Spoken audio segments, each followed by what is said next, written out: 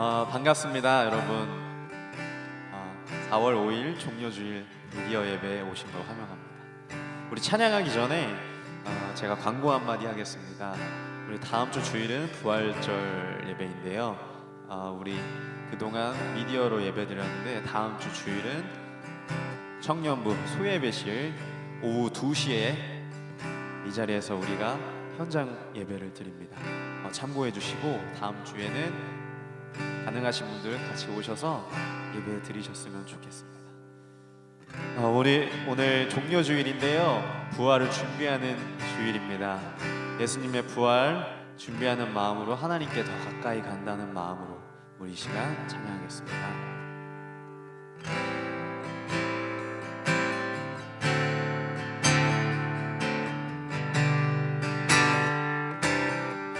하나님께로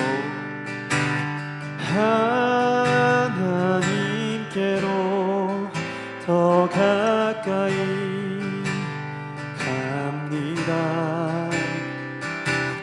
고통 가운데 계신 주님, 변함없는 주님의 크신 사랑, 영원히 주님만을 섬기리. 다시 한번 찬양합시다. 하나님께로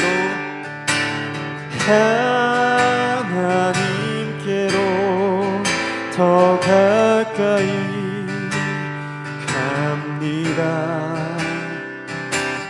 고통 가운데 계신 주님, 변함없는 주님의 크신 사랑, 영원히 주님만을 섬기리. 다시 한번 하나님께로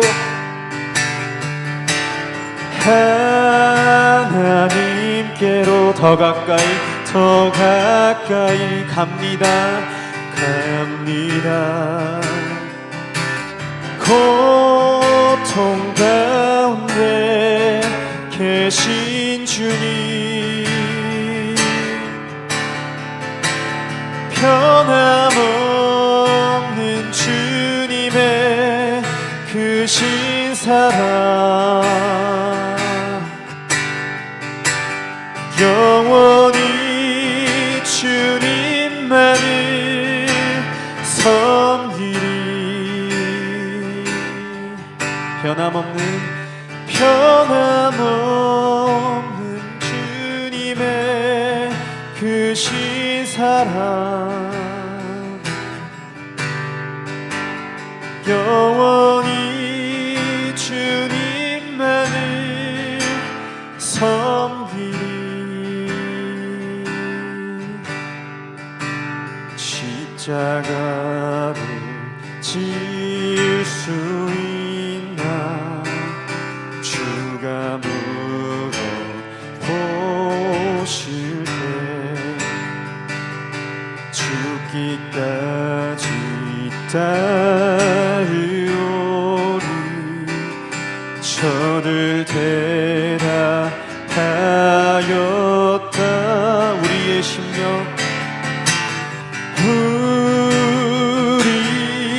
우리의 심령 주의 것이니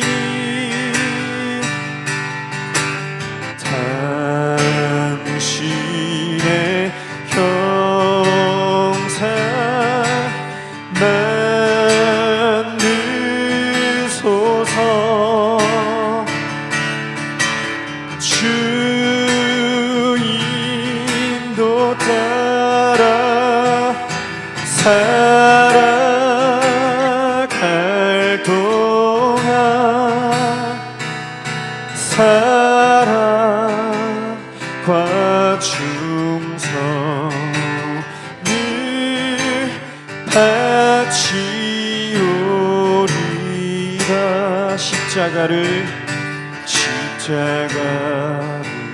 질 수 있나 주가 물어보실 때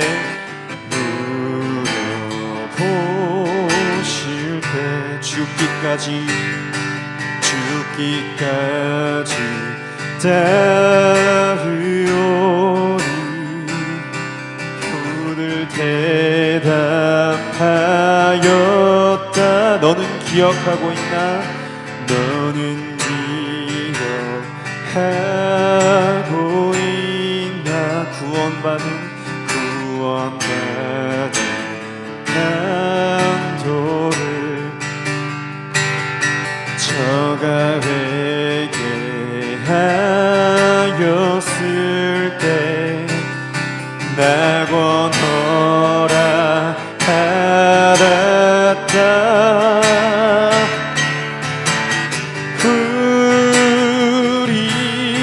우리의 심령 주의 것이니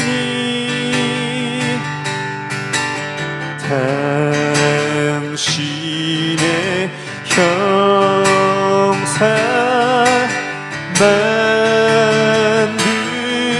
만드소서. 주인도 따라 살아갈 동안 사랑과 충성을 바치오. 우리 목소리 높여서 찬양합시다. 우리의 심령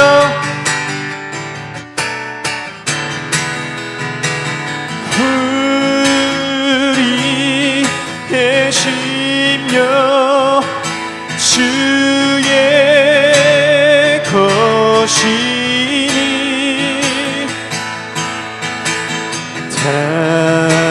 당신의 형상 만드소서. 주인도 따라 살아갈 동안 사랑과 충성을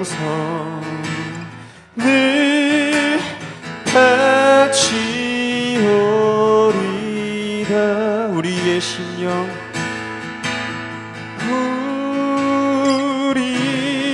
우리의 심령 주의 것이니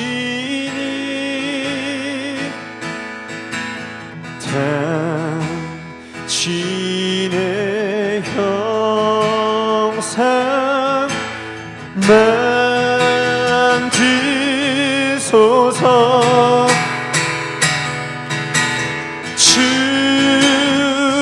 주인도 따라 살아갈 동안 사랑과 충성을 바치오리라.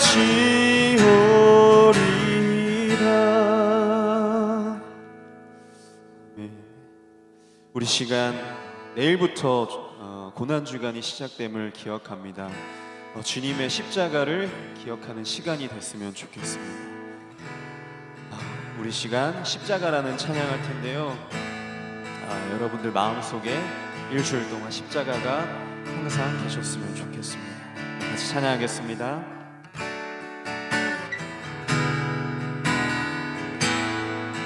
무엇이 변치 않아 무엇이 변치 않아 내 소망이 되면 무엇이 한결같아 내 삶을 부르리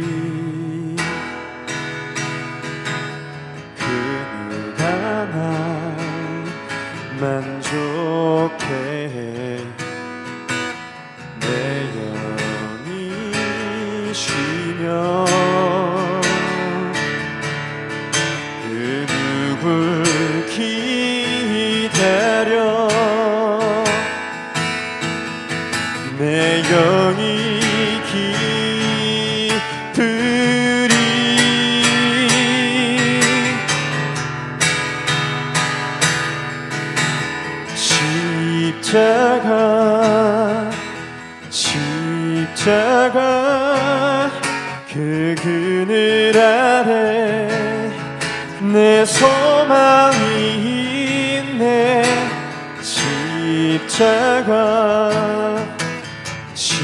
십자가 그 그늘 아래 내 생명이 있네. 다시 한번 찬양합시다.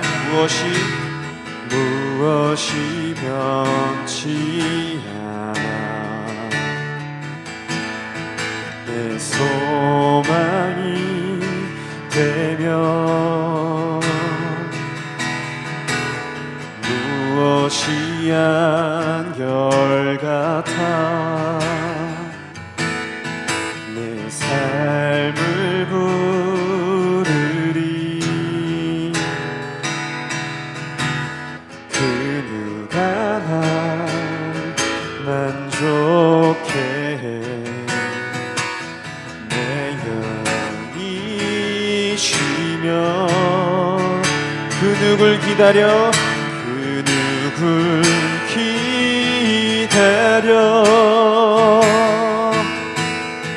내 영이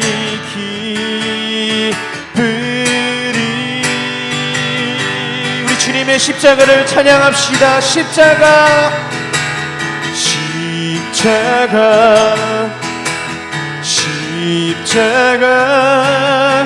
그 그늘 아래 내 소망이 있네. 십자가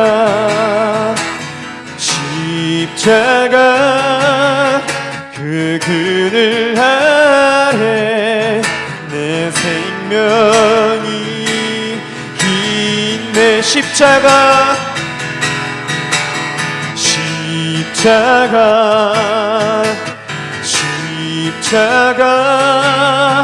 그 그늘 아래 내 소망이 있네. 아멘.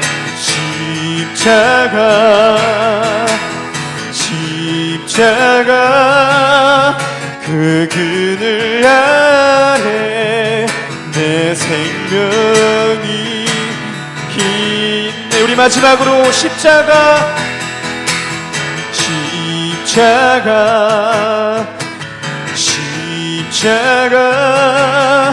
그 그늘 아래 내 소망이 있네.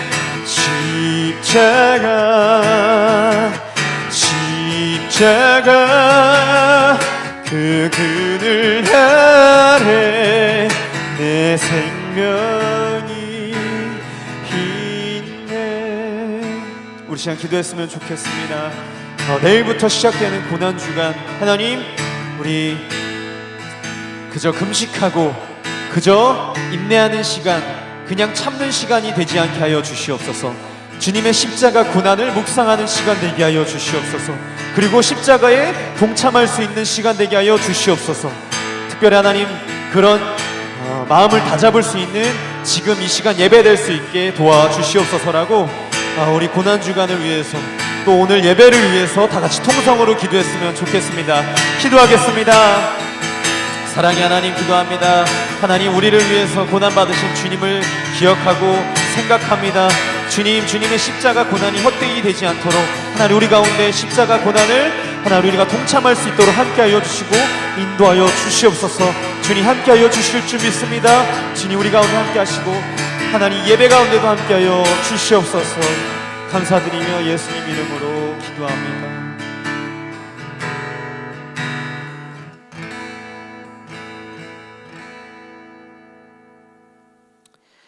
사랑과 은혜가 많으신 하나님, 이 시간 주님의 은혜로 우리가 하나님 앞에 예배드리는 자리에 나왔습니다. 날마다 우리가 살아가는 삶의 현장 속에서 주님의 은혜가 아니면 단 한순간도 살아갈 수 없는 존재가 바로 우리임을 고백합니다. 오늘도 하나님께 드려지는 이 예배 시간에 주님 함께하여 주시고, 놀랍고도 위대하신 하나님의 말씀 앞에 우리가 영혼이 회복되고 또 영혼의 공급이 있는 귀한 시간이 되게 하여 주옵소서. 늘 우리와 함께 하시고 특별히 이 시간 각자의 삶의 자리에서 예배 시간을 지키는 모든 청년들을 축복하여 주시사 주님의 놀라운 사랑을 경험하는 귀한 시간이 되게 하여 주옵소서. 예수님의 이름으로 기도합니다. 아멘. 하나님의 말씀 보겠습니다. 하나님의 말씀 마가복음 14장 66절에서 72절까지의 말씀입니다. 마가복음 14장 66절에서 72절까지의 말씀 제가 읽도록 하겠습니다. 베드로는 아랫뜰에 있더니 대제사장의 여종 하나가 와서 베드로가 불 쬐고 있는 것을 보고 주목하여 이르되 너도 나사렛 예수와 함께 있었도다 하거늘 베드로가 부인하여 이르되 나는 네가 말하는 것이 무엇인지 알지도 못하고 깨닫지도 못하겠노라 하며 앞뜰로 나갈새 여종이 그를 보고 곁에 서 있는 자들에게 다시 이르되 이 사람은 그 도당이라 하되 또 부인하더라.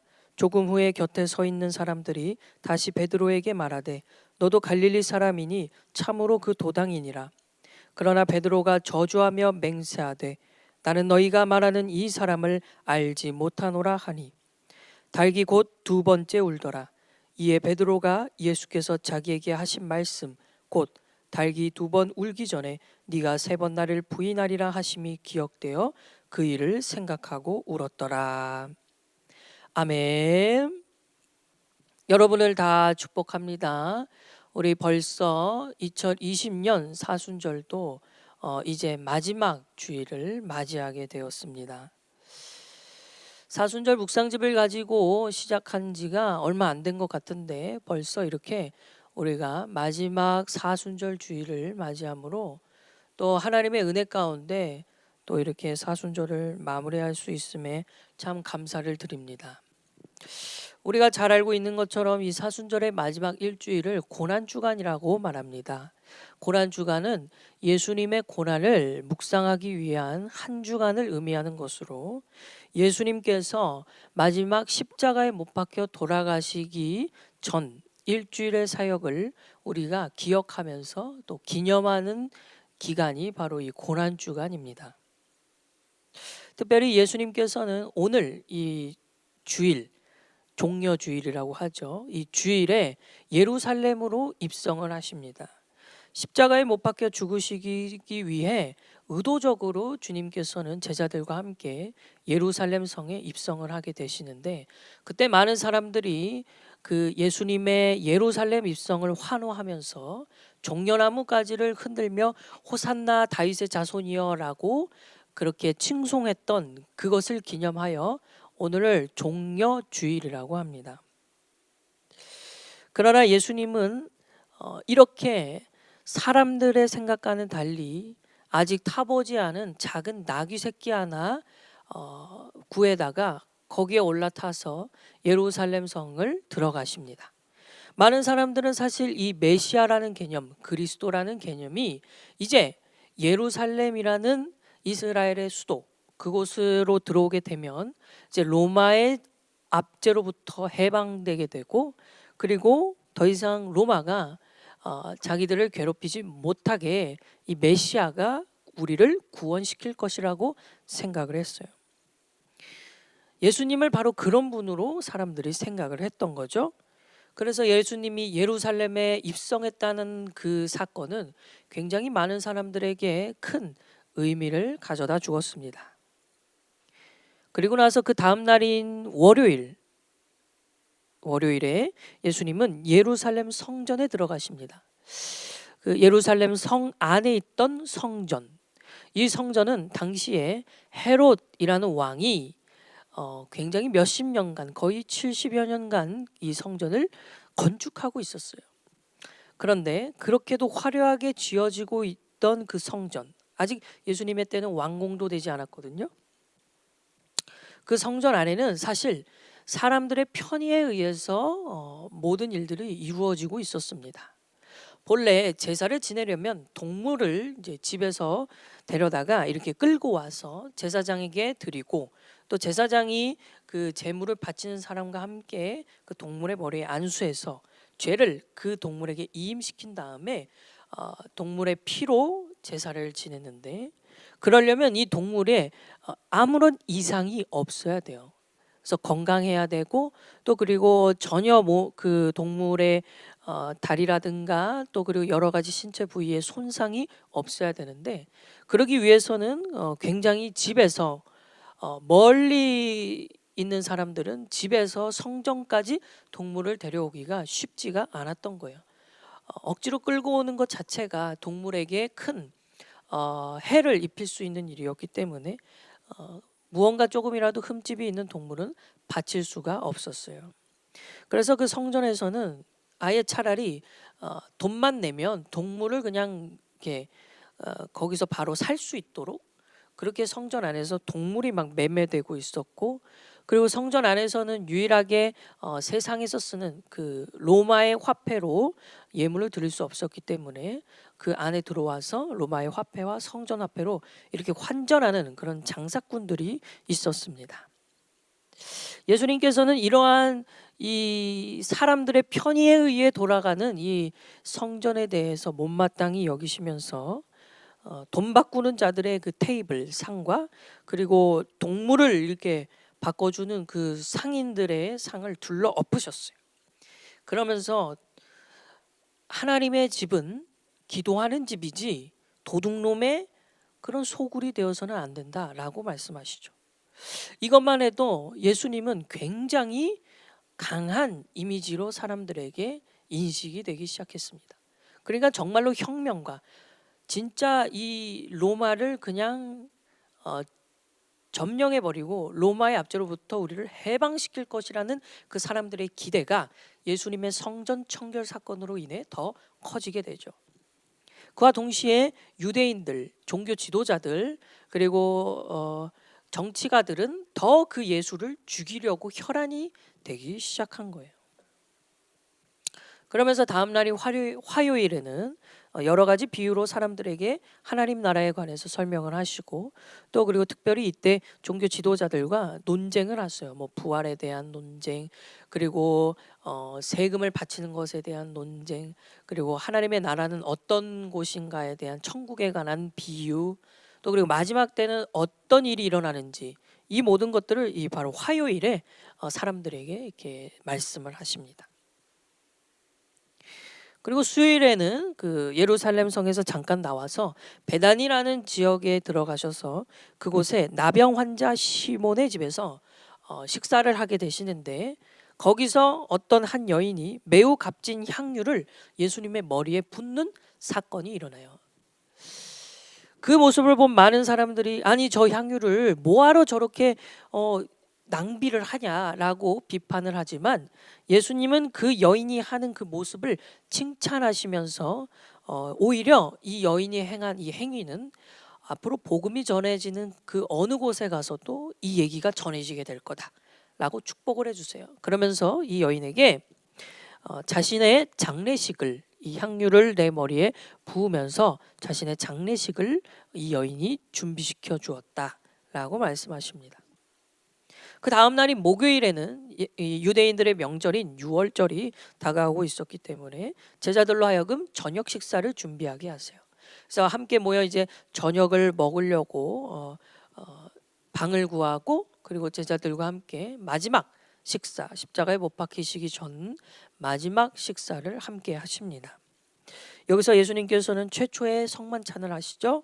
떡을 떼어서 축사하시고 떼어 제자들에게 주시면서 이것은 내 몸이다, 이것을 기억하여 기념하라 라고 말씀하시고, 또 포도주를 드셔서 축사하시고 또 함께 나누시면서 이것은 내 피다, 너희를 위해 흘리는 내 언약의 피다 라는 최초의 성만찬을 제자들과 함께 진행을 하세요. 그리고 식사가 마친 다음에 제자들의 발을 일일이 닦으시면서 마지막까지 끝까지 제자들을 사랑하시는 모습을 보여주시게 되죠. 바로 이 목요일 그날 밤에 예수님께서는 겟세마네라는 동산에 올라가셔서 철야의 밤을 보내고자 기도하러 산에 올라가십니다. 그때 예수님을 배반한 가룟 유다가 군인들과 또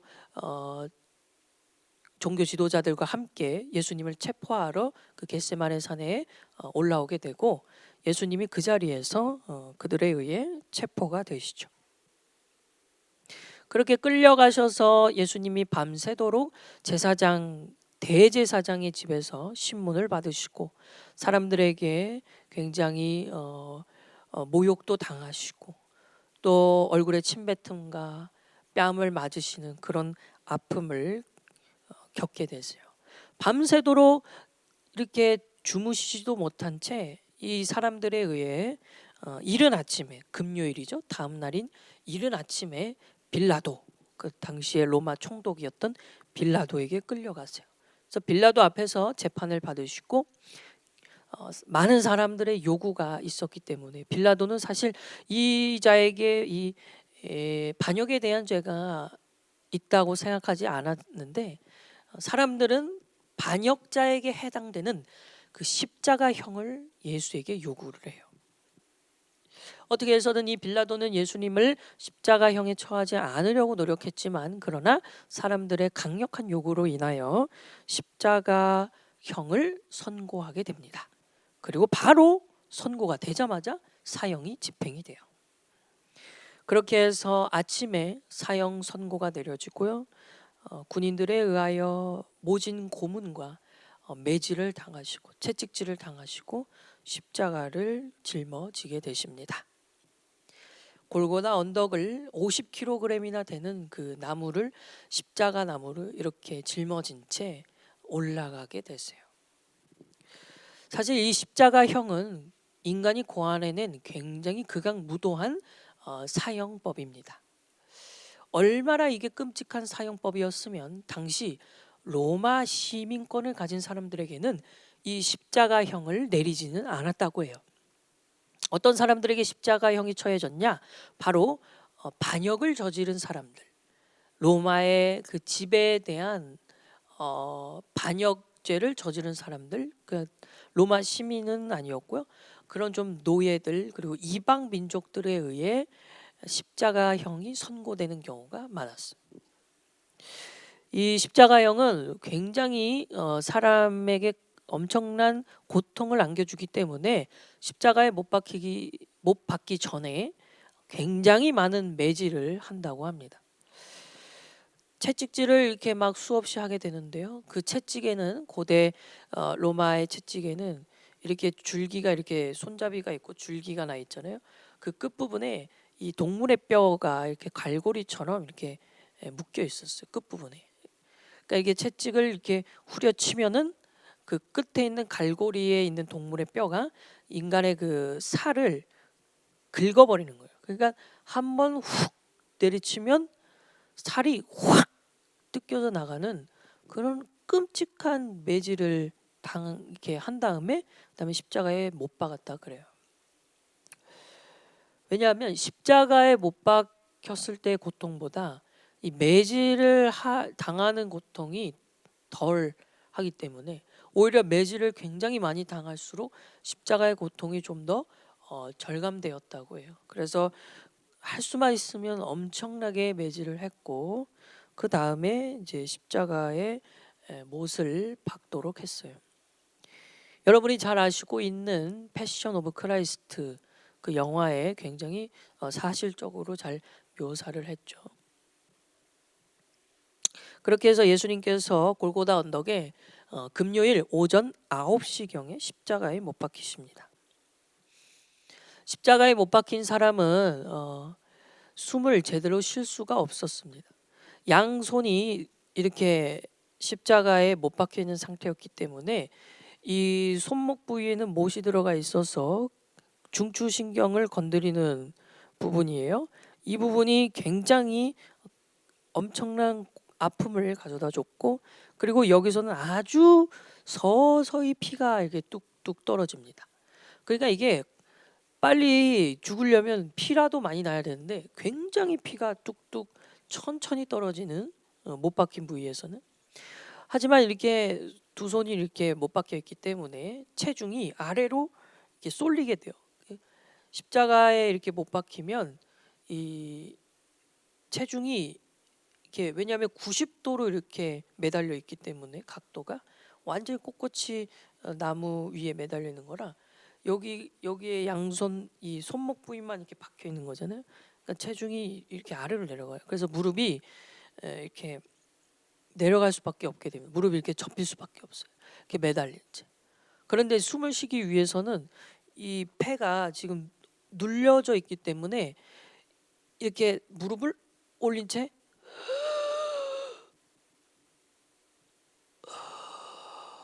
이렇게 쉬어야 되는 거예요. 그런데 양발이 이미도 양발이 모아 이렇게 포개어져서 못이 박혀 있는 상태이기 때문에 이 무릎을 체중을 이렇게 올려서 숨을 쉴 때마다 양발의 그 못 박힌 부분이 막 찢어지는 거죠. 그러니까 엄청난 고통인 겁니다.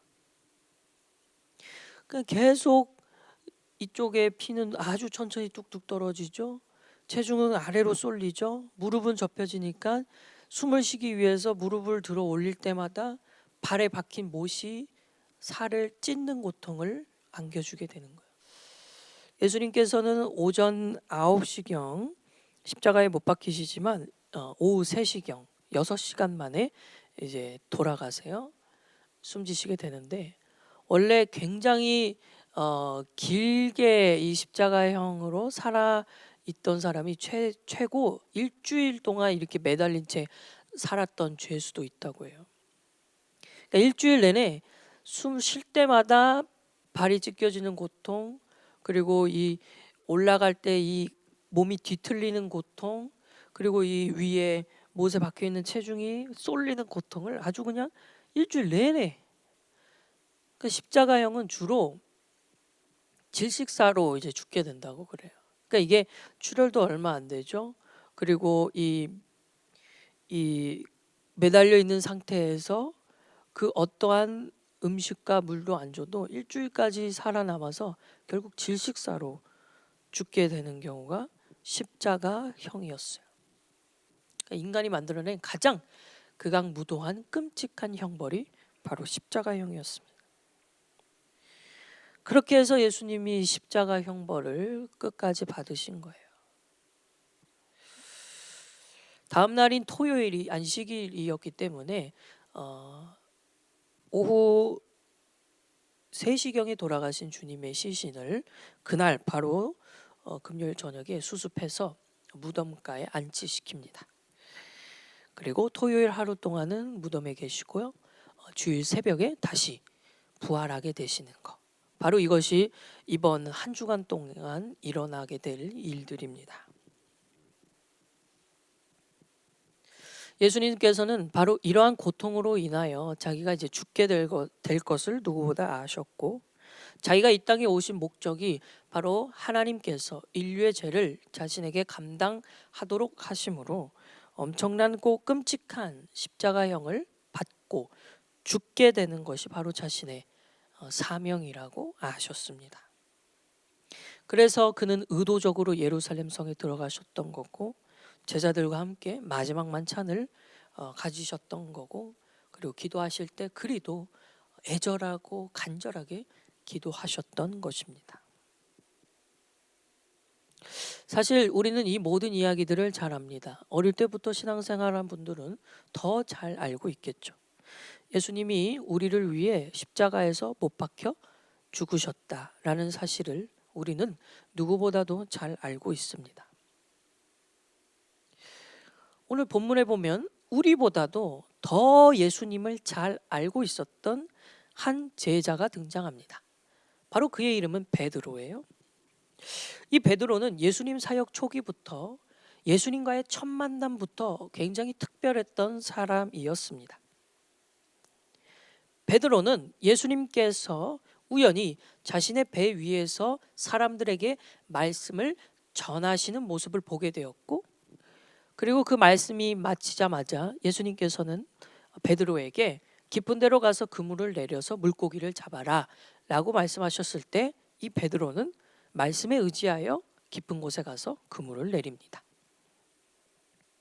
본래 베드로는 굉장히 오랜 시간 어부로서 이 물고기에 대해서는, 바다에 대해서는 빠삭했던 그가 예수님의 말씀 하나로, 그 말씀 하나 의지하여 그물을 깊은 곳에 가서 내리니까 엄청 많은 물고기들이 잡히게 된 거예요. 밤새도록 그물을 내리고 또 내리고 또 내렸는데도 잡히지 않았던 그 물고기가 주님의 말씀을 의지하여 깊은 곳에 가서 그물을 내리니 물고기들을 잡아 올리게 되는 역사를 두 눈으로 보게 됩니다. 그리고 첫 만남부터 예수님께 엎드려 주님, 저는 죄인입니다. 저를 떠나세요 라고 말해요. 이것은 그가 예수님은 보통 사람이 아님을 알았습니다. 그리고 예수님이야말로 정말 나의 죄를 사할 수 있는 하나님이시구나, 이 사실을 알았던 거예요. 그때 예수님께서 사람들에게 어떤 말씀을 전하셨는지는 모르지만 곁에서 듣고 있던 베드로는 그 말씀을 들으면서 자기의 안의 생각으로, 와, 저분의 말씀이 뭔가 다르다. 아니, 매주 내가 회당에 나가서 말씀을 들을 때 그 종교 지도자들의 말씀과는 뭔가 권위가 있다 라고 느꼈던 거예요. 그러다가 정말 그분의 말씀대로 이루어지는 것을 눈으로 목격한 그는 자기가 죄인임을 깨닫게 됩니다. 그러나 우리 주님은 그 베드로를 향하여 너가 이제는 물고기를 잡는 어부가 아니라 사람을 낚는 어부가 되게 할 것이다 라고 하시면서 제자로 그를 부르시죠. 이렇게 해서 베드로는 예수님과 함께 사역을 같이 하게 돼요. 그러니까 베드로는 늘 예수님의 최측근이었어요. 굉장히 예수님께서 사랑하는 제자이었죠. 예수님의 옆에서 병든 자가 고침을 그는 목격하게 되었을 거고요. 그리고 예수님과 함께 다니면서 계속 들은 말씀이 있었을 거고, 그리고 예수님께서 제자들을 향하여 행하시는 모습과 행동들, 같이 자기도 하고 먹기도 하고 놀기도 하고 씻기도 하고 그랬을 거란 말이에요. 그러니까 우리가 아무리 모태신앙으로 어릴 때부터 예수님을 잘 알고 있다 하더라도, 그분의 이야기를 잘 들었다 하더라도 이 베드로만큼은 아니라는 거죠. 그리고 다른 제자들과 달리 이 베드로는 예수님께 아주 유명한 신앙 고백을 하죠. 주는 그리스도시요 살아계신 하나님의 아들이십니다. 이 고백으로 인해 예수님이 굉장히 그를 칭찬하시면서 내가 너의 그 신앙 고백 위에 교회를 세울 거다라고 약속까지 하세요. 그러니까 이 베드로는 단순히 예수님을 선생님이라고 생각 안 했고요. 단순히 예수님을 그냥 따라다니면 뭔가 좋은 거라도 얻어먹을 수 있겠지, 나중에 로마의 해방이 되면 내가 한 자리라도 뭔가 하게 되겠지, 이런 마음으로 따라다녔던 사람이 아니었어요. 베드로는 정말 예수님을 자신의 죄를 해결하실 수 있는 메시아, 그리스도, 하나님이시라는 사실을 믿었던 사람인 거예요. 그런데 그런 베드로가 오늘 본문을 보면 전혀 다른 사람의 모습으로 등장하게 됩니다. 오늘 본문 66절에 보니까 이렇게 되어 있어요. 베드로는 아랫뜰에 있더니 대제사장의 여종 하나가 와서 베드로가 불 쬐고 있는 것을 보고 주목하여 이르되 너도 나사렛 예수와 함께 있었도다 하거늘 베드로가 부인하여 이르되 나는 네가 말하는 것이 무엇인지 알지도 못하고 깨닫지도 못하겠노라 하며 앞들로 나갈새 여종이 그를 보고 곁에 서 있는 자들에게 다시 이르되 이 사람은 그 도당이라 하되 또 부인하더라. 조금 후에 곁에 서 있는 사람들이 다시 베드로에게 말하되 너도 갈릴리 사람이니 참으로 그 도당이니라. 그러나 베드로가 저주하며 맹세하되 나는 너희가 말하는 이 사람을 알지 못하노라 하니 라고 말씀하고 있어요. 그러니까 예수님께서 목요일 밤에 그 배신한 가룟 유다와 함께 온 군인들에 의해 잡혀 체포되는 장면 속에서 베드로는 다른 제자들은 뿔뿔이 흩어져 버렸지만 그러나 이 베드로는 끝까지 예수님의 뒤를 쫓아온 거예요. 그래서 예수님이 대제사장의 집에서 신문을 받으실 때 이 베드로는 아랫뜰에 있었어요. 아랫뜰은 대제사장의 집 아니기는 한데 조금 이렇게 떨어져 있는 거예요. 안에 있는 집보다는 좀 바깥쪽에 있는 건데 아랫뜰에 있었어요. 근데 그때 불을 쬐고 있었는데 어떤 여자가 와서 아니 너 저기 예수와 함께 있던 그자 아니야? 라고 이렇게 물으니까 이 베드로가 뭐라고 하냐면 뭔 소리예요? 지금 뭐라고 하시는 건 전혀 아니에요. 난 지금 당신이 뭐라고 하는지 알지도 못하겠다고. 그러면서 이렇게 피해서 앞뜰로 나가요. 그러니까 좀 더 이쪽으로 멀어진 거죠. 이쪽 집에서 좀 더 멀어진 거죠.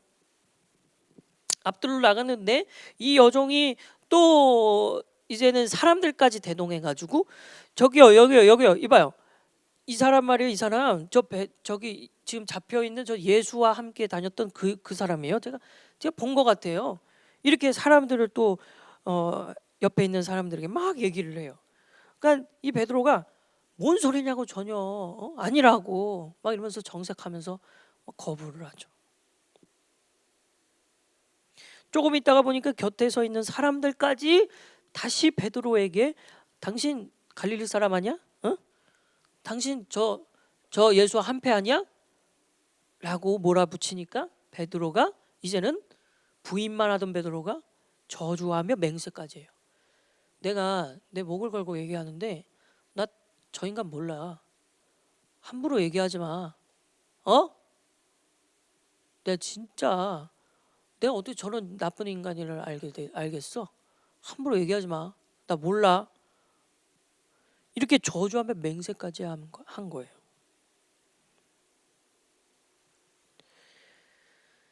도대체 왜 그랬을까요?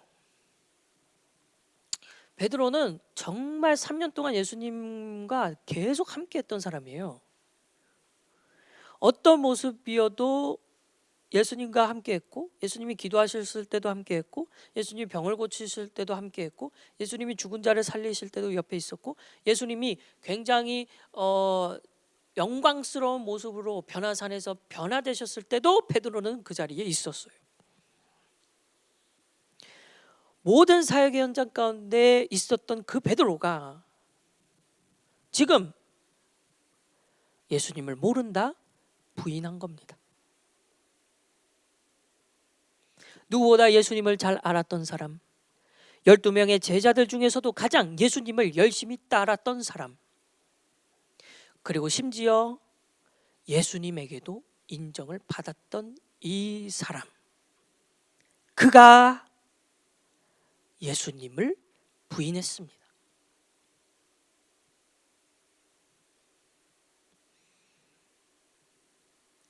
사랑하는 여러분, 지금 말씀을 전하기 위해 이 자리에 서 있는 저를 포함하여 우리 모두에게도 오늘 이 베드로의 이야기를 통하여 꼭 생각해 봐야 되는 것이 있습니다.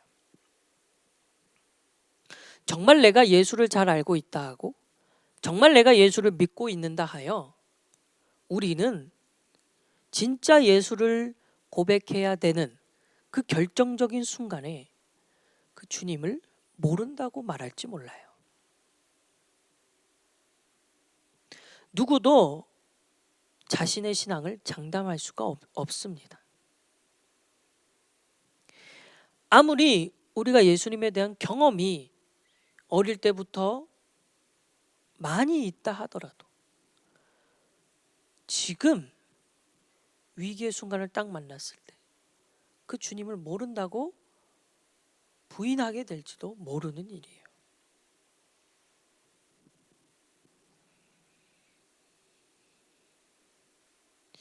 그런데 오늘 이 베드로는 71절에 보니까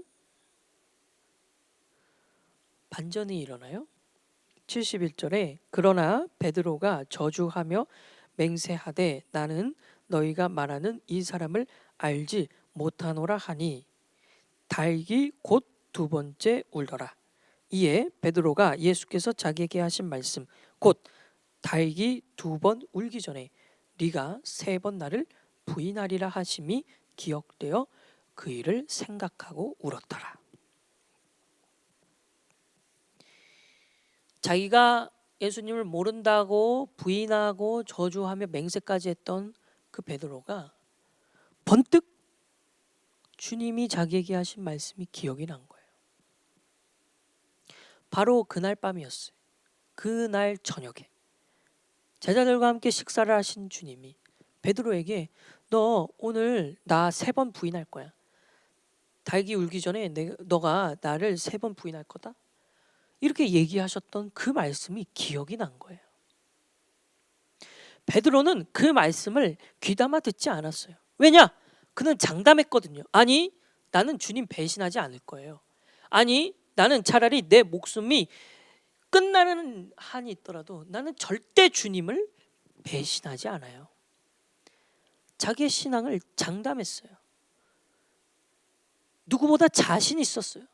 그렇기 때문에 그는 주님의 말씀이 그의 귀에 들려오지 않았던 거예요. 그런데 지금 예수님을 부인하고 저주하고 맹세까지 했던 이 베드로가 문득 그 주님의 말씀이 기억이 난 거예요. 그래서 그는 그 말씀을 기억하고 다시 생각하면서 울었습니다.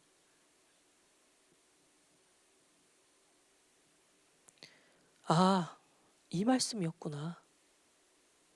아, 그때 주님이 나에게 하신 말씀이 이 말씀이었구나.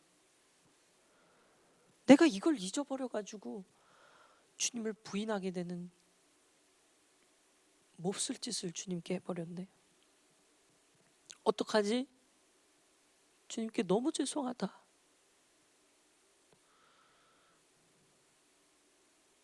베드로는 많이 괴로웠을 거예요.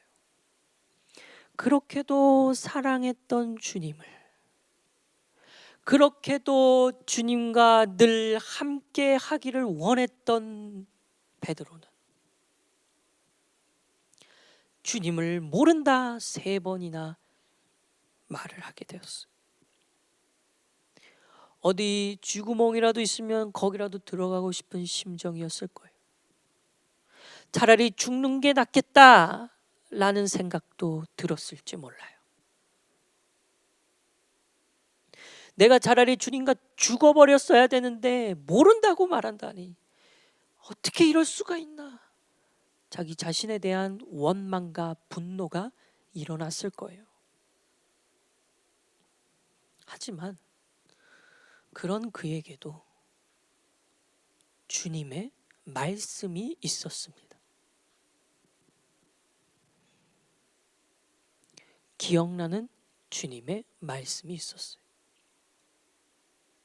그 말씀이 그로 하여금 울게 했고 그 말씀이 그로 하여금 회개하게 만들었습니다.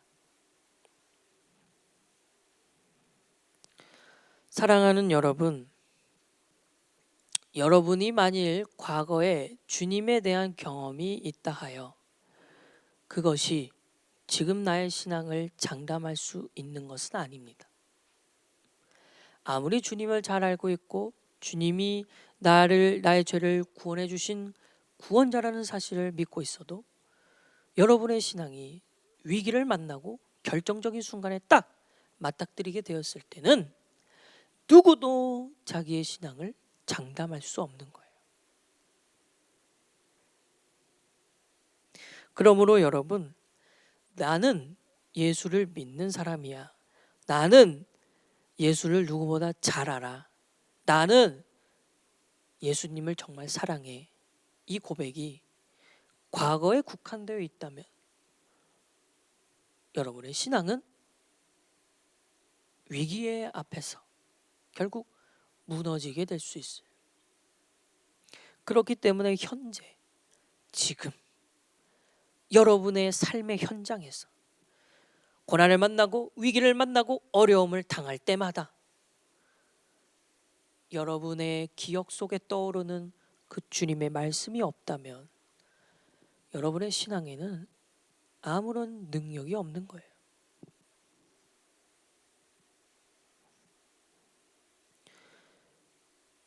기억하다. 그가 기억하여 생각하고 울었더라.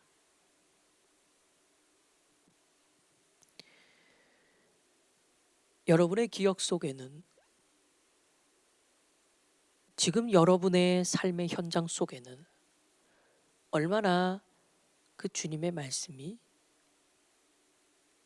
충만하십니까? 나의 잘못된 모습을 고치고 나의 교만된 모습을 교정하고 겸손하지 못하여 내 신앙을 장담했던 그 베드로처럼 우리도 얼마든지 신앙에 있어서 교만하고 또 그리고 반복되는 죄 앞에서 무너져 내릴 수가 있습니다. 그때마다 여러분 꼭 기억하셔야 됩니다. 주님의 말씀을요. 예수님을 부인하고 저주하고 맹세했던 그 현장에서도 베드로는 그 주님의 말씀을 기억해냈습니다.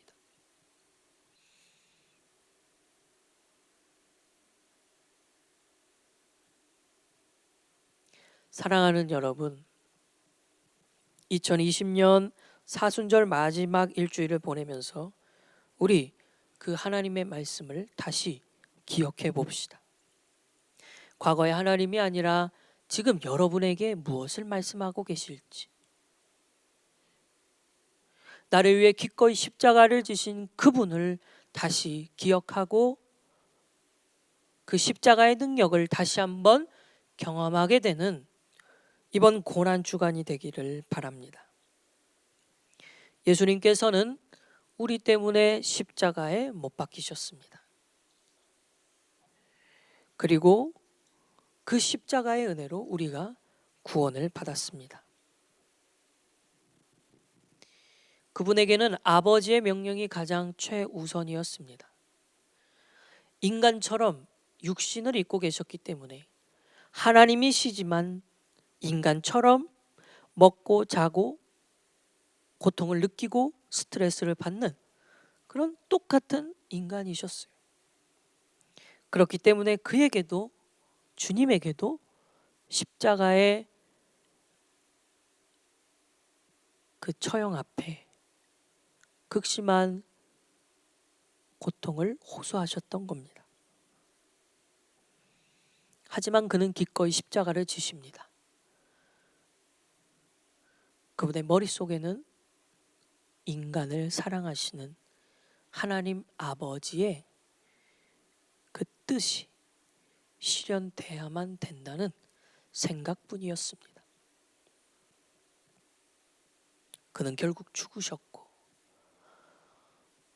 다시 살아나셨습니다.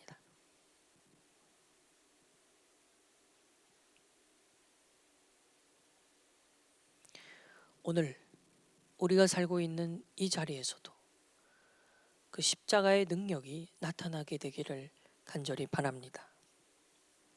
세상이 교회를 욕합니다. 세상이 교회를 섬뜩할 정도로 무시합니다. 이럴 때 우리 교회에게 필요한 것은 무엇일까요? 십자가로 돌아가는 거예요. 그 희생, 그 철저한 굴복, 그 애절한 순종, 그 십자가의 능력으로 돌아가야 됩니다. 예수님이 우리를 위하여 이 땅에 오셔서 십자가를 지시고 그 죽으셨다는 그 이야기가, 3일 만에 부활하셨다는 그 이야기가 단순히 종이에 기록된 과거 역사책과 같은 이야기가 아니라 지금도 이 이야기를 통하여 변화되는 사람들이 늘어나고 있으며 지금도 이 이야기를 통하여 예수를 만나 인생이 달라지는 사람들이 세계 방방곡곡에서 일어나고 있어요. 이 이야기가 그들로 하여금 죄의 고통으로부터 해방되게 했고, 이 이야기가 그들로 하여금 인생의 절방에서 희망을 발견하게 했고, 이 이야기가 그들로 하여금 온갖 잡신들로 인해 괴롭힘 당했던 그 삶의 고통 속에서 영혼들이 살아나는 역사가 있게 만들었어요. 이 이야기는 아직 끝나지 않은 이야기이며 이 이야기는 결코 죽은 이야기가 아닙니다. 단순히 여러분 선교지에서만 이런 일들이 일어난다고 생각하지 마십시오. 오늘 우리의 삶의 현장 속에서도 이 이야기는 계속될 것입니다. 다시 기억해 보세요. 다시 생각해 보세요. 어릴 때부터 지겹게 듣던 예수님이 우리를 위하여 십자가에 못 박혀 돌아가셨다는 그 이야기가 이제는 여러분의 이야기가 되길 바라며, 이제는 여러분의 능력이 되길 바라며, 이제는 여러분의 삶의 현장 속에서 그 십자가의 삶을 살아내기를 간절히 바랍니다. 이번 고난주간 매년 옵니다. 고난주간은 사순절은 매년 옵니다. 그러나 그때마다 그저 타성에 젖어 그냥 오늘 이번에도 사순절이구나, 그냥 이번에도 고난주간이구나 이렇게 시간을 흘려보내는 것이 아니라 다시 기억해 보세요. 다시 생각해 보세요. 여러분에게 하셨던 그 말씀, 여러분에게 요구하셨던 그 순종의 일들, 여러분에게 말씀하셨던 그때의 그 기억,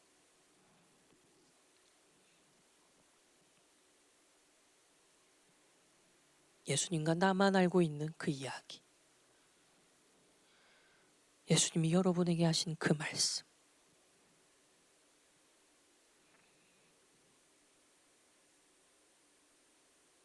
그 기억들이 다시 한번 떠오르고, 그래서 예수님과의 관계가 온전하게 회복되는 이번 2020년 고난주간이 되기를 간절히 바랍니다. 기도하겠습니다. 사랑과 은혜가 많으신 하나님, 어릴 때부터 들어왔던 예수님에 대한 이야기가 이제는 우리의 삶의 현장 속에서 실제가 되기를 원합니다.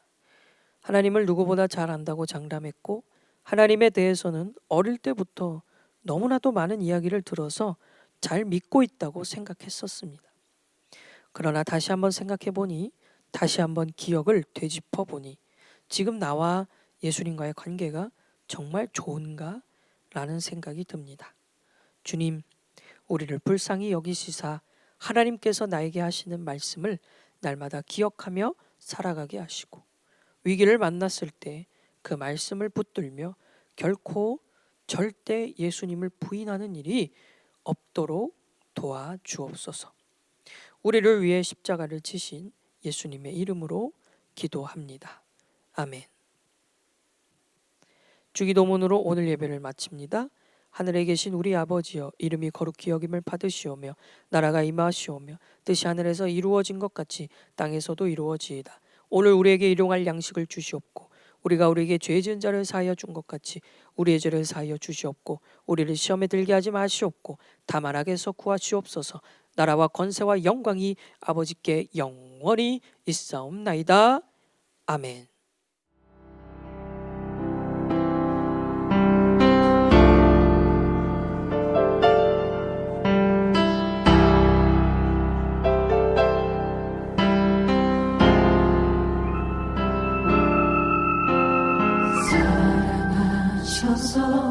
오시었네. 말씀하신 대로 본이 되신 예수, 얼마나 아프실까. 갈보리 언덕 그 십자가 사랑하셔서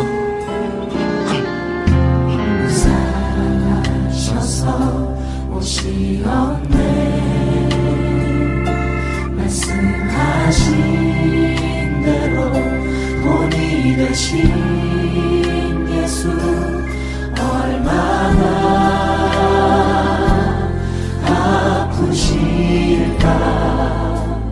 갈보리 언덕 그 십자가 이들이 없이 이룰 수 없네 고난받을 이유 없으신 주 순종하셨네 그 십자가 지셨네 우리를 위해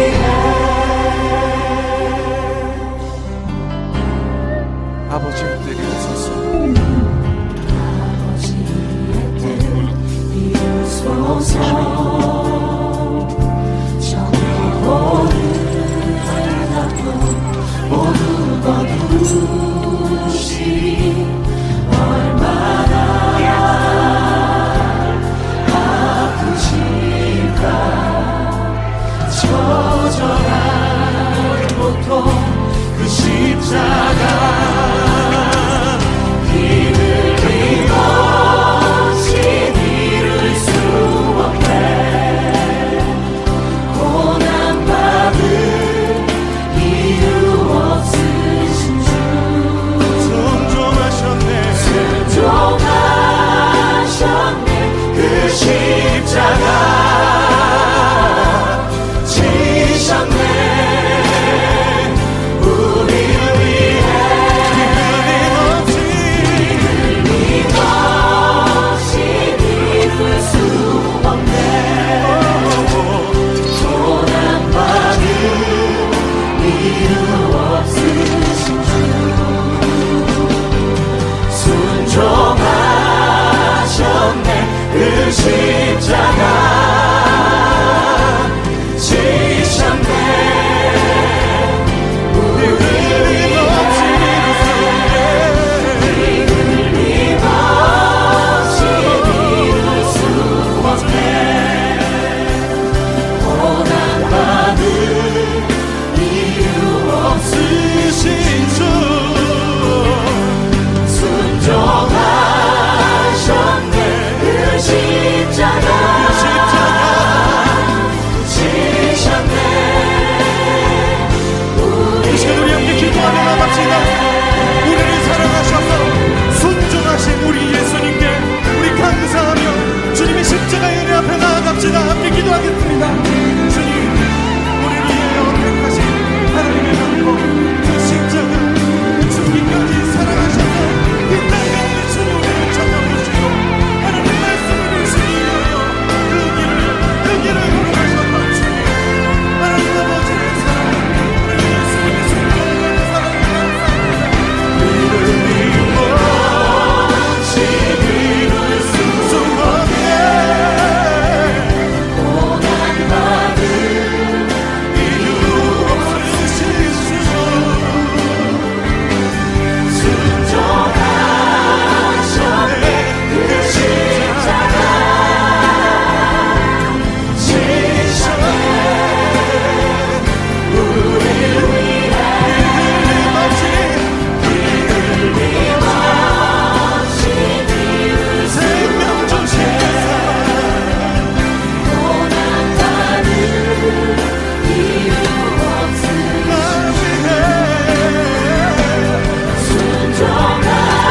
순종하셨네 그 십자가 지셨네 우리를 위해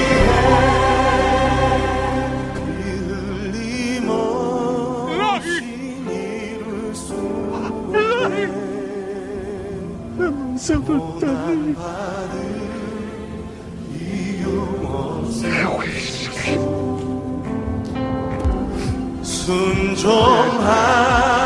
순종하셨네 그 십자가 지셨네